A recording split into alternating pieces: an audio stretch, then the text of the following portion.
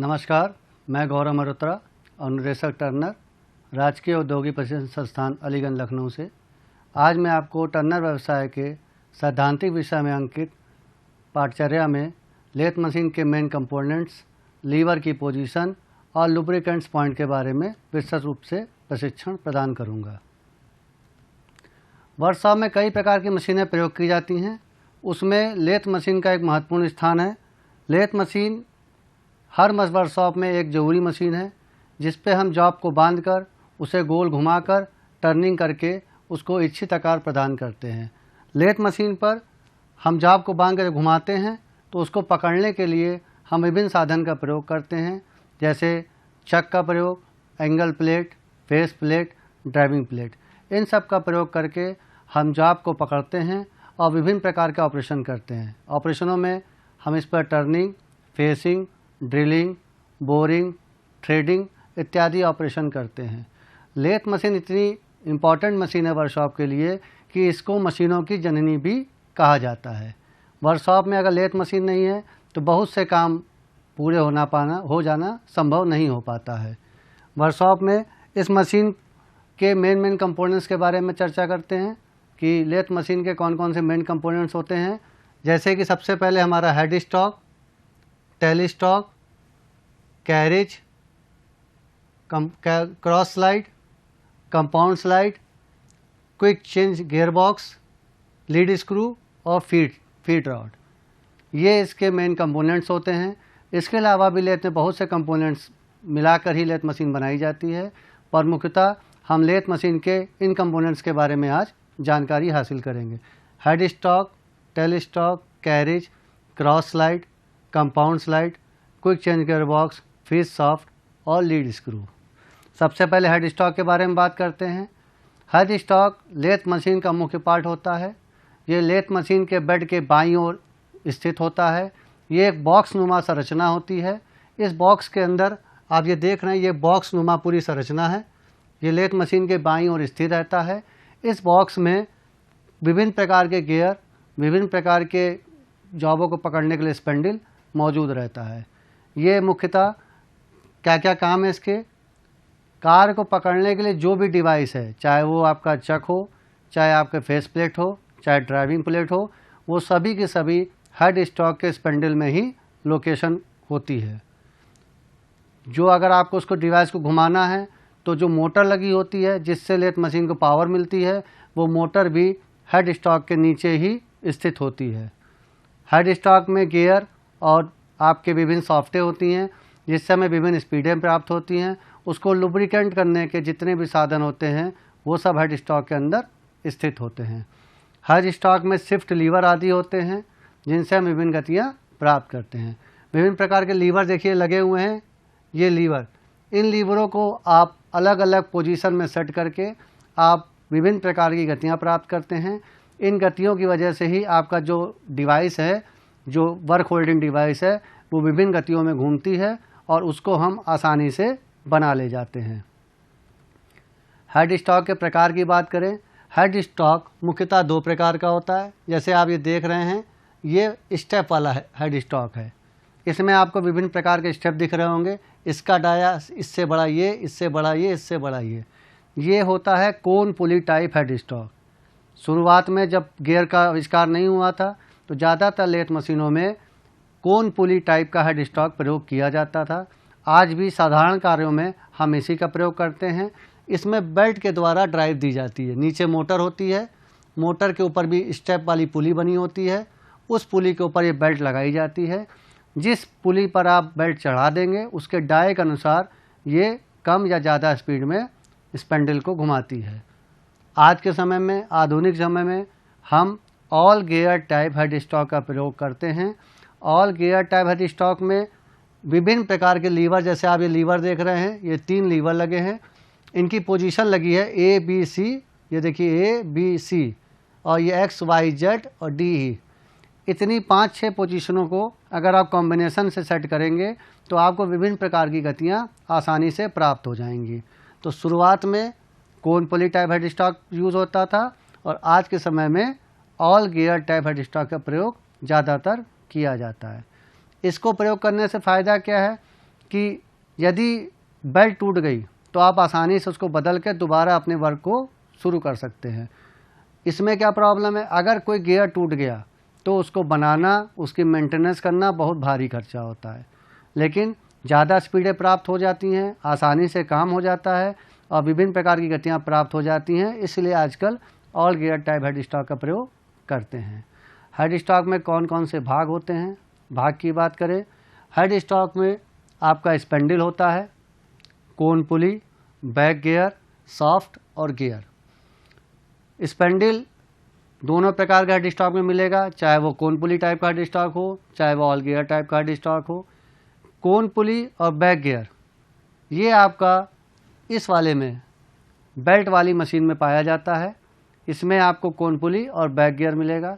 Back gear का प्रयोग करके आप एक ही स्टेप पर स्पीड को कम कर सकते हैं, उस पर आपको पट्टा बदलने की ज़रूरत नहीं पड़ेगी। तो जैसे मान लीजिए 4 स्टेप की आपकी पुली है, 4 स्पीडें इसमें प्राप्त होती हैं। बैक गियर लगाने से वो स्पीड के अलावा आपको अतिरिक्त एक स्पीड भी प्राप्त हो जाएगी। सॉफ्ट और गियर की बात करें, सॉफ्ट गियर आपके इस वाले में लगे होते हैं, all gear type head stock में। इसमें विभिन्न प्रकार की सॉफ्टें होती हैं, क्लच होता है, गियर होते हैं, उसके कॉम्बिनेशन से हम विभिन्न प्रकार की गतियाँ प्राप्त करके अपने जॉब को आसानी से बनाते हैं। दूसरा इंपॉर्टेंट पार्ट आपका है tail stock. Head stock lathe machine के बाएं ओर स्थित होता है और टेल स्टॉक लेथ मशीन के दाएं ओर स्थित होता है। ये टेल स्टॉक पूरा का पूरा कास्ट आयरन का बना होता है और नीचे इसके 20 खांचे कटे होते हैं। इस टाइप से 20 खांचे कटे होते हैं। इस खांचों की वजह से ये आपके बेड पर, पूरे बेड पर एक किनारे से दूसरे किनारे तक हेड स्टॉक तक कहीं भी स्लाइड कर सकता है और कहीं भी इसको आप फिक्स कर सकते हैं। कौन कौन से मेन पार्ट्स होते हैं इसमें, सबसे पहले आपका आधार होता है, नीचे का बेस, बेस के ऊपर इसकी बॉडी होती है, बॉडी में बैरल होता है, स्पेंडल कॉलर होता है, बुश होता है, चलाने के लिए हैंड व्हील होता है, सेट ओवर स्क्रू होते हैं और क्लैंपिंग बोल्ट होते हैं। ये सारे पार्ट्स आपको हेड स्टॉक के, टेल स्टॉक के अंदर आपको मिलेंगे। टेल स्टॉक का वर्क कैसे करता है, ये टेल स्टॉक का क्रॉस सेक्शन बना हुआ है। टेल स्टॉक के नीचे वी खांचे कटे होते हैं, मैंने आपको बताया था, इसके अंदर वी ग्रुप कटे होते हैं। ये बेड पर कहीं भी स्लाइड कर सके, इसलिए बेड पे जैसे वी खांचे कटे होते हैं, सेम खांचे उसके टेल स्टॉक पे कटे होते हैं। इसके ऊपर आपका बॉडी का पार्ट फिक्स होता है। बॉडी का पार्ट जो होता है, कहीं भी आप फिक्स करना चाहें इसको आसानी से आप फिक्स कर सकते हैं। ये आपका बेड है, बेड के ऊपर ये जो हिस्सा आपका देख रहे हैं, ये हिस्सा, ये आपका बेस है, ये टेल स्टॉक का बेस है। बाकी पूरा हिस्सा ये आपका बॉडी कहलाता है। इस बॉडी को और इस बेस को क्लैम्प करने के लिए 2 क्लैंपिंग स्क्रू लगे होते हैं। इसको ढीला कर देंगे, ये कहीं भी पूरे बेड पर आपके लेथ मशीन के आसानी से स्लाइड कर लेगा। यदि आपको कहीं लॉक करना है तो इन दोनों स्क्रू को आप लॉक कर देंगे, आपका टेल स्टॉक वहीं पर लॉक हो जाएगा। टेल स्टॉक के ऊपर ये बैरल होता है, ये हिस्सा, ये खोखला होता है, इसको स्पेंडल भी बोलते हैं। इस बैरल के अंदर मोस्ट टेपर कटा होता है, इस टाइप से ये मोस्ट टेपर कटा है। इस मोस्ट टेपर के पार्ट में हम जॉब को सपोर्ट देने के लिए सेंटर का प्रयोग करते हैं। सेंटर पकड़ना हो तो हम इसमें पकड़ते हैं, हमें ड्रिल करना हो जॉब में, रीमर चलाना हो, जितने भी इक्विपमेंट जॉब में आपको ड्रिल करने के लिए या रीमिंग करने के लिए चाहिए या जॉब को सहारा देने के लिए चाहिए, वो सारे के सारे इसके अंदर पकड़े जाते हैं। इस लेथ मशीन में इसको घुमाने के लिए एक रॉड लगी होती है, जिसको हम स्पेंडल रॉड बोलते हैं। इसमें स्क्वायर थ्रेड ज़्यादातर कटी रहती है और ये स्क्वायर थ्रेड को चलाने के लिए ये हैंड व्हील लगा हुआ है। इस हैंड व्हील को हम घुमाते हैं क्लॉकवाइज तो ये बैरल हमारा आगे की ओर निकलता है, और जब एंटी क्लॉक घुमाते हैं तो ये बैरल पीछे की ओर आता है। जब हम इसको पीछे की तरफ घुमाते हैं तो जो भी चीज़ इसमें आपने पकड़ी हो, चाहे सेंटर पकड़ा हो, चाहे आपने ड्रिल पकड़ा हो, चाहे आपने रीमर पकड़ा हो, जैसे ही ये बैरल पूरा वापस जाता है, इसके टैंक पर एक चोट लगती है और ये आसानी से आपका डेड सेंटर या रिवॉल्विंग सेंटर या रीमर आसानी से बाहर निकल जाता है। इस बैरल को लॉक करने के लिए एक हैंडल लगा होता है, उस हैंडल को जो है हैंडल को लॉक करने के लिए आपका हैंडल लगा होता है, इसको कहते हैं क्लैंपिंग बोल्ट। कहीं भी आपको बैरल को लॉक करना है तो इससे आप उसको लॉक कर सकते हैं। तो टेल स्टॉक, हेड स्टॉक बाईं ओर और टेल स्टॉक आपका दाईं ओर स्थिर रहता है। तीसरा मेन इंपॉर्टेंट पार्ट है आपका लेथ कैरिज। ये लेथ मशीन का भाग हेड स्टॉक और टेल स्टॉक के बिल्कुल बीच में रहता है। यह टेल स्टॉक और हेड स्टॉक के बीच में स्लाइड करता है। इसका मेन काम होता है कि जो टूल जो जॉब पर वर्क करता है उस टूल को विभिन्न गतियों में चलाना। हम इसको कैरिज को चला के 3 प्रकार की गतियाँ प्राप्त करते हैं, लॉन्गिट्यूडनल फीड, क्रॉस फीड और एंगुलर फीड। टूल को अगर हमें समांतर चलाना है तो हम इसका प्रयोग करेंगे, अगर हमें क्रॉस में चलाना है तो हम इसका प्रयोग करेंगे, और यदि हमें किसी दिशा में एंगुलर दिशा में चलाना है तो भी हम पूरा कैरिज का ही प्रयोग करेंगे। कैरिज कई पार्टों से मिलकर बना हुआ है।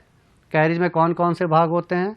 नंबर 1 सैडल होता है कैरिज में, क्रॉस लाइट, उसके ऊपर कंपाउंडर्स और नीचे की ओर जो लटका भाग होता है उसे हम एप्रन कहते हैं। ये नीचे का हिस्सा जो देख रहे हैं आपका ये सैडल है। ये आपका हैंडल क्रॉस स्लाइड हैंडल लिखा है, देखिए क्रॉस व्हील हैंड व्हील। ये जो हैंडल लगा है ये आपका कंपाउंड रेस्ट का हैंडल है, और ये जो नीचे लटका हुआ हिस्सा आप देख रहे हैं ये वाला, इसको हम बोलते हैं एप्रन। ये चारों पार्ट मिलके जो यूनिट बनाते हैं उसको हम कैरिज कहते हैं। अब हम सैडल के बारे में बात करते हैं। सैडल एक एच आकार की आकृति होती है। ये पूरा का पूरा कास्ट आयरन का बना होता है। ये एच आकार का आपको दिख रहा है, ये एच आकार की आकृति सैडल की होती है। नीचे ये बिल्कुल वी खांचे बने होते हैं, जैसा आपके बेड में खांचे होते हैं। ये बेड के ऊपर फिक्स हो जाता है, और इसी के ऊपर आप ये खोखला हिस्सा जो देख रहे हैं इसी में ये वाली रॉड डाल के आप क्रॉस लाइट को चलाते हैं। सैडल जो होता है आगे पीछे चलाया जा सके, इसलिए इसमें जो खांचा कटा होता है उसे डफटेल खांचा बोलते हैं। इस टाइप का खांचा कटा होता है इसमें, इस टाइप का। इसी खांचे के अंदर ये डफटेल खांचा कहलाता है। इसी के अंदर क्रॉस लाइट का उल्टा डफटेल, ये एक्सटर्नल डफटेल कटा होता है, और क्रॉस लाइट का ये इंटरनल डफटेल होता है। ये इसमें स्लाइड करता है आसानी से, और आपका क्रॉस लाइट सैडल के ऊपर आसानी से फिक्स हो जाता है। दूसरा पार्ट है आपका क्रॉस लाइट। क्रॉस लाइट इसकी निचली सतह पर डफटेल का होता है। यह सैडल के ऊपर रखा जाता है। इसके अंदर जो चूड़ी कटी होती है टेपर जिप का प्रयोग करते हैं। जब हम सैडल में क्रॉस लाइट को लगाते हैं तो उसका जो प्ले ना रहे, उस प्ले को दूर करने के लिए हम इसमें एक लंबी सी टेपर रॉड डालते हैं, जिसको हम बोलते हैं टेपर जिप।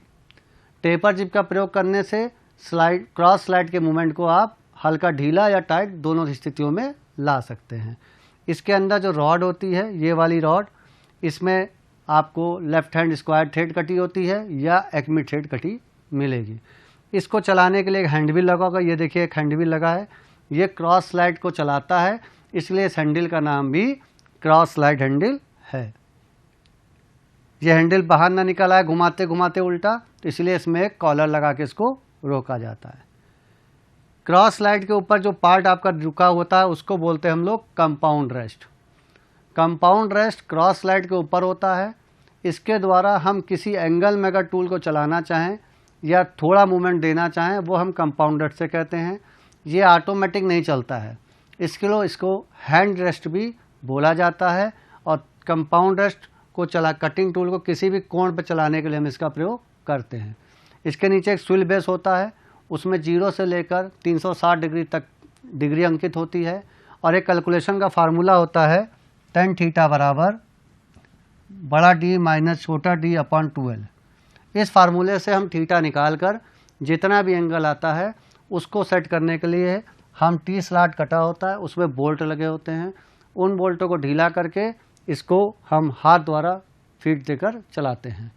तो अगर हमें छोटा टेपर काटना है तो कंपाउंड रेस्ट की सहायता से हम जॉब को एंगल में चलाकर एंगुलर फीड देकर हम टेपर भी काट लेते हैं। अगला लेथ मशीन का इम्पॉर्टेंट पार्ट है आपका लीड स्क्रू। लीड स्क्रू बहुत ही इम्पॉर्टेंट पार्ट है। ये निकल स्टील का बना होता है। किसी जॉब पर सिंगल पॉइंट कटिंग टूल से अगर हमें चूड़ी काटनी है तो उस चूड़ी को काटने के लिए हम लीड स्क्रू का प्रयोग करते हैं। इसका एक सिरा ये लीड स्क्रू है। ये जो खांचेदार संरचना आप देख रहे हैं ये लीड स्क्रू है। इसका एक सिरा इधर साइड में आपका नीचे गियर बॉक्स से जुड़ा रहता है और दूसरी साइड में जिधर टेल स्टॉक होता है वहाँ बेरिंग के द्वारा इसको सपोर्ट दिया जाता है। विभिन्न प्रकार की पिच की चूड़ियाँ काटने के लिए हम इसको विभिन्न गतियों में चलाते हैं। विभिन्न गतियों में जब ये चलता है और हम लीड स्क्रू इंगेज लीवर से जब इंगेज कर देते हैं तो हम सिंगल पॉइंट कटिंग टूल से इसके द्वारा चूड़ी काट सकते हैं। दूसरी आपकी रॉड होती है फीड सॉफ्ट। जब हमको कैरिज को या क्रॉस स्लाइड को ऑटोमेटिक चलाना हो तब हम फीड सॉफ्ट का प्रयोग करते हैं। ये देखिए खांचे नुमा एक संरचना होती है। फीड सॉफ्ट को जब हमको इंगेज करना होता है तो क्रॉस स्लाइड के नीचे एप्रन में एक लीवर लगा होता है जिसको हम बोलते हैं फीड सॉफ्ट लीवर। उस लीवर को कनेक्ट करके हम इसको आसानी से चलाते हैं। आजकल की मशीनों में फीड सॉफ्ट को हटा दिया जाता है, लीड स्क्रू में ही खांचा डाल के लीड स्क्रू द्वारा ही हम फीड सॉफ्ट का भी काम आसानी से कर लेते हैं।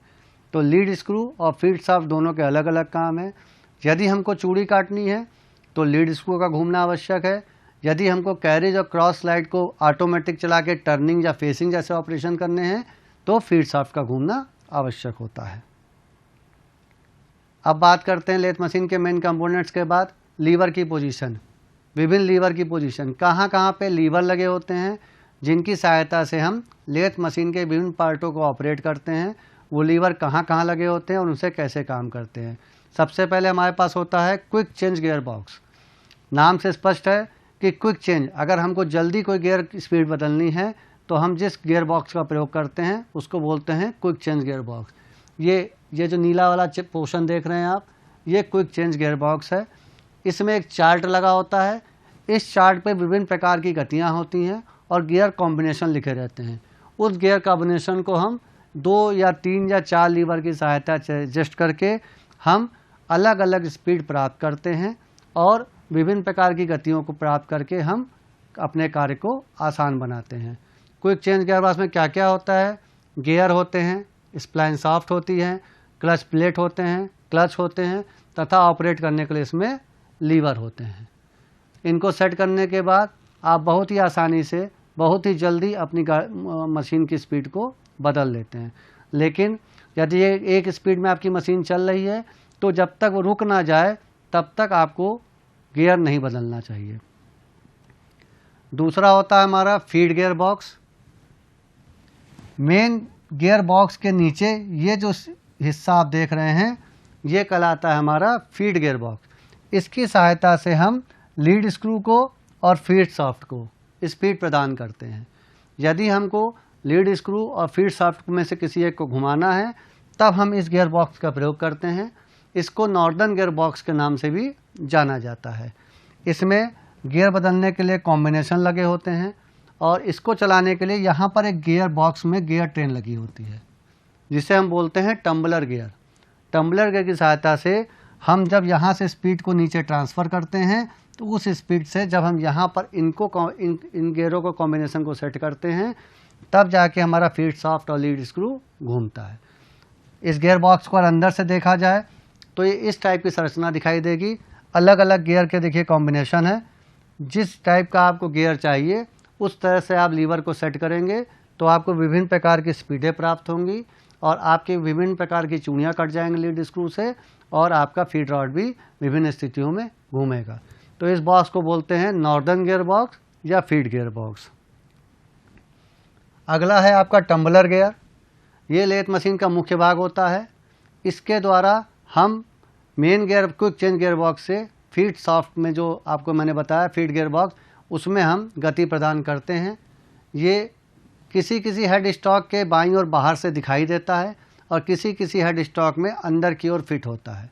ये मुख्यतः 3 गियर का सेट होता है। ये वाले 3 गियर, ये इसे बोलते हैं हम लोग टम्बलर गियर बॉक्स। ये आपकी मेन सॉफ्ट पे गियर लगा हुआ है, हेड स्टॉक की मेन सॉफ्ट पे गियर लगा है और ये नीचे वाला गियर है जिसको आपको गति पहुंचानी है। इस गति को पहुंचाने के लिए जिन 3 गियरों का यूज़ किया जाता है इनको बोला जाता है टम्बलर गियर और इसको इस लीवर के द्वारा आप इंगेज या डिसंगेज कर सकते हैं। इसका प्रयोग करके आप लीड स्क्रू को या फीड सॉफ्ट को 3 पोजीशन में लगा सकते हैं। पहला, हेड स्टॉक और लीड स्क्रू को एक ही दिशा में घुमाने के लिए। नंबर दूसरा, हेड स्टॉक और लीड स्क्रू को विपरीत दिशा में घुमाने के लिए। और तीसरा, न्यूट्रल पे, जब हमको लीड स्क्रू या फीड शाफ्ट को नहीं घुमाना है। तो ज़्यादातर में ये गियर के पास 3 पोजीशन बनी होती है इस टाइप से। एक तरफ लिखा होता है फॉरवर्ड, एक तरफ लिखा होता है रिवर्स और एक तरफ लगा होता है न्यूट्रल। ज़्यादातर ये आपका न्यूट्रल की तरफ रहता है लीवर। यदि हमको लीड स्क्रू या फीड शाफ्ट को घुमाना है तो हम इसको फॉरवर्ड भी कर सकते हैं और रिवर्स भी कर सकते हैं। पर यदि हमें नहीं घुमाना है तो हम इसको न्यूट्रल पर रखकर भी अपना काम करते हैं। इसके बाद आते हैं एप्रन मैकेनिज्म पर। एप्रन मैकेनिज्म कैरिज के अंदर आपका पार्ट होता है। कैरिज को चलाने के लिए ज़्यादातर लीवर, ज़्यादातर इसमें हैंडल सब कैरिज एप्रन में ही लगे होते हैं। ये पूरा पोर्शन कैरिज है। इसमें ये जो लटका हुआ भाग देख रहे हैं आप, ये आपका एप्रन है। ये लिखा भी है एप्रन। इस एप्रन में आप देख रहे हैं सबसे पहले तो आपका कैरिज का हैंडल है। कैरिज को अगर आपको समांतर चलाना है, टर्निंग करनी है, टर्निंग से संबंधित कोई ऑपरेशन करना है तो कैरिज का हैंडल इसी में लगा होता है। आपको क्रॉस स्लाइड को चलाना है, क्रॉस फीड देनी है टूल को, तो क्रॉस स्लाइड का हैंडल भी एप्रन में लगा रहता है। यदि आपको लीड स्क्रू को चलाना है तो लीड स्क्रू इंगेज लीवर भी इसी में लगा रहता है। यदि आपको फीड शाफ्ट को चलाना है तो फीड शाफ्ट का लीवर भी इसी में लगा रहता है। फीड शाफ्ट के लीवर से आप कैरिज को और क्रॉस स्लाइड को दोनों को बारी बारी से चला सकते हैं। इस लीवर की 3 पोजीशनें होती हैं। आपने इधर साइड कर दिया तो कैरिज ऑटोमेटिक चलेगा, आपने न्यूट्रल कर दिया कुछ नहीं चलेगा, और आपने अगर दूसरी तरफ कर दिया तो आपका क्रॉस स्लाइड ऑटोमेटिक चलेगा। तो ये सारे लीवर आपके एप्रन में लगे रहते हैं। एप्रन में आपका थ्रेड चेजिंग डायल ये भी लगा रहता है। इसका प्रयोग जब चूड़ी काटते हैं तो चूड़ी को बार बार सेट करने में किया जाता है। ये लगा है थ्रेड चेजिंग डायल। तो इतने लीवर इसमें लगे रहते हैं। इसके अलावा कैरिज को लॉक करने का लीवर भी इसी में लगा रहता है। तो ये सारे लीवर आपके एप्रन में लगे होते हैं। एप्रन की सहायता से हम जितने भी पार्ट्स हैं उसको आसानी से मूवमेंट करा सकते हैं। ये एप्रन के अंदर का मैकेनिज्म है। ये देखिए आपका लीड स्क्रू की पूरी रॉड दिख रही होगी आपको अंदर से आते हुए। ये आपका कैरिज का हैंडल जो मैंने भी बताया, ये क्रॉस स्लाइड का हैंडल है। विभिन्न गियरों की पोजीशन के द्वारा ये आपस में एक दूसरे से कनेक्ट होते हैं। एक लीवर को लगाने के बाद दूसरा लीवर काम नहीं करता। यदि आप लीड स्क्रू को चला रहे हैं, लीड स्क्रू इंगेज लीवर आपने लगा दिया तो कैरिज आपका लीड स्क्रू के सहायता से चलेगा। यदि आप उस समय फीड शाफ्ट की मदद से चलाना चाहेंगे तो वो नहीं चलेगा। तो ये पूरा का पूरा मैकेनिज्म जो आपके सामने दिख रहा है ये एप्रन मैकेनिज्म कहलाता है। इसके अंदर लुब्रिकेशन की व्यवस्था भी रहती है जो हम आगे इसके बारे में जानकारी करेंगे। अब पढ़ते हैं लेथ मशीन के लुब्रिकेशन पॉइंट। लेथ मशीन एक बहुत ही इम्पॉर्टेंट मशीन टूल है। यदि हम मशीन चलाना चाहते हैं तो उसकी सफाई करने के बाद उसका लुब्रिकेशन करना बहुत ज़रूरी है, और काम ख़त्म होने के बाद भी उसकी सफाई करने के बाद लुब्रिकेशन करना बहुत आवश्यक काम है। यदि हम इस चीज़ का ध्यान नहीं देंगे तो मशीन की एक्यूरेसी ख़राब होगी और मशीन बहुत जल्दी ख़राब हो जाएगी। कुछ पार्ट ऐसे होते हैं जिन पर हमको डेली सफाई करनी पड़ती है, और कुछ पार्ट होते हैं जिन पर वीकली या मंथली हमको उसका लुब्रिकेंट करना पड़ता है। तो लुब्रिकेशन पॉइंट के बारे में जानते हैं। ऑयल की बात करें, ऑयल ज़्यादातर हम ओपन पार्ट में जो स्लाइडिंग पार्ट्स हैं, हमारे टेल स्टॉक है, हमारा बेड है, हमारे कुछ सामने दिख रहे पार्ट्स हैं, उस पर हम डेली हमको ऑयलिंग 2 टाइम करनी चाहिए, काम करने के पहले भी और काम करने के बाद भी। ग्रीस की रैक लगी होती है लेथ मशीन में, उस रैक में अगर हम ग्रीस लगा देंगे तो जब हमारा कैरिज हम चलाएंगे बहुत आसानी से कैरिज हमारा चलेगा। या कोई गियर हमारा ओपन है, मान लीजिए टम्बलर के यूनिट बाहर है, ओपन दिख रही है, तो हम उस पर भी मशीन बंद करके ग्रीसिंग का काम कर सकते हैं। बाकी हेड स्टॉक, टम्बलर गियर और एप्रन, ये सारे जितने भी हमने लीवर की पोजीशन वाली चीज़ें पढ़ी हैं, इन सब पर हमको समय समय पर इनके ऑयल का लेवल चेक करना चाहिए और समय समय पर इसमें ऑयलिंग को करके उसको पूरा करना चाहिए। कहाँ कहाँ लुब्रिकेशन करते हैं लेथ मशीन पर, ये देखिए विभिन्न पॉइंट लिखे हुए हैं जहाँ पर लुब्रिकेशन करते हैं। ये सब लुब्रिकेशन पॉइंट होते हैं। यदि हम इन जगहों पर लुब्रिकेशन करते रहेंगे तो हमारे मशीन के जितने मूवमेंट वाले पार्ट हैं, स्लाइडिंग पार्ट हैं, वो आसानी से काम करते रहेंगे और कोई पार्ट भी ख़राब नहीं होगा। जैसे देखिए ये आपका फीट लीड स्क्रू में ऑयलिंग पॉइंट दिए हुए हैं, ये आपके टेल स्टॉक में देखिए ऑयलिंग पॉइंट दिए हुए हैं। इन पॉइंटों पर ज़्यादातर ग्रीस गन द्वारा उसको प्रेशर मार के ग्रीस को अंदर भेज देते हैं, तो जो बैरल अंदर चल रहा होता है, ये वाला बैरल, वो आसानी से अंदर लुब्रिकेंट होता रहता है। ज़्यादातर में ग्रीस गन के द्वारा प्रेशर से ग्रीस भरकर हम लुब्रिकेशन का काम करते हैं। एप्रन की बात करते हैं। एप्रन में देखिए ये सब प्रेशर वाले पॉइंट बने हुए हैं, जिसमें हम दबा दबा कर ग्रीस गन के द्वारा लुब्रिकेशन का काम करते हैं। नॉर्दर्न गियर बॉक्स में विभिन्न प्रकार के नोज़ल लगे होते हैं, जिसमें हम विभिन्न साधनों के द्वारा लुब्रिकेशन करते हैं। ऑयल वाला अगर आपका नॉर्दर्न गियर बॉक्स है तो ऑयल फिल करने का ऊपर से ढक्कन होता है, जिसमें हम ऑयलिंग करके उसको फीड कर सकते हैं। क्रॉस स्लाइड में हम ऊपर के ऊपर आसानी से लुब्रिकेशन का काम करते हैं और उसको पूरा लुब्रिकेंट कर देते हैं। हेड स्टॉक के लुब्रिकेशन की बात करें, हेड स्टॉक में इस टाइप के 2 गिलास लगे मिलते हैं। हेड स्टॉक एक बॉक्स नुमा संरचना होती है, जिसमें ऑयल भरा जाता है और पूरा बंद होता है। जब गियर चलता है तो स्प्लैश विधि द्वारा वो लुब्रिकेंट होता है। इसमें निशान लगा होता है, देखिए रिजर्व साइड ग्लास और फ्लो साइड ग्लास। इसके द्वारा हम ऑयल का लेवल चेक कर लेते हैं। अगर कम हो रहा है तो हम ऑयल भर देते हैं, वरना लेवल चेक करने का काम इन स्लाइड ग्लासों के द्वारा होता है। किसी किसी में एक ग्लास लगा होता है, देखिए ये रिजर्व है, ये हाई है, लिखा भी हुआ था H और रिजर्व, मतलब यहाँ कम हो गया तेल, इतना भरेंगे तो हाई हो जाएगा। उसी प्रकार से टम्बलर गियर में और एप्रन में भी हम लुब्रिकेशन करते हैं। टम्बलर गियर में हम लुब्रिकेशन ग्रेविटी विधि द्वारा कर सकते हैं और विक फीड लुब्रिकेटर द्वारा हम लुब्रिकेशन करते हैं। एप्रन में क्या होता है, आजकल जो एप्रन आने लगे हैं उसमें पंप लगा रहता है। जब हम एप्रन का यूज़ करते हैं, इस पंप को हम 2-3 बार चला देते हैं तो पूरा का पूरा एप्रन का जितना मैग्नीशियम अभी आपने पढ़ा था वो लुब्रिकेंट हो जाता है और आसानी से एप्रन चल जाता है।